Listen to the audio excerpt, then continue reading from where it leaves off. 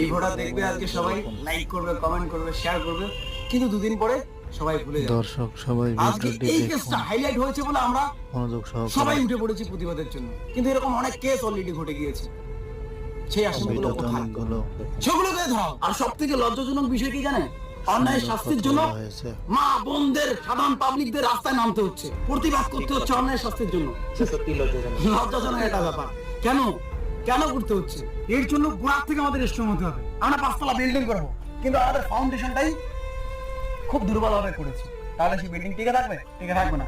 আবার সেই বিল্ডিং এর ফাউন্ডেশন ভালো হলো, কিন্তু উপরের কাজ খুব বিচ্ছিন্ন হলো, তাতেই কিন্তু বিল্ডিং এর সামঞ্জস্য বজায় থাকবে না। সেই ক্ষেত্রে সেই গোড়ার থেকে শুরু করে আমাদের আম আদমি সবারই এগিয়ে আসতে হবে সমাজটাকে সুন্দর করার জন্য। একটা আসামি যদি বেঁচে যায়, তাহলে কিন্তু জনসাধারণ, এই রাজ্যের নয় পুরো গোটা দেশের জনসাধারণ ব্যর্থ হয়ে যাবে। আমরা সবাই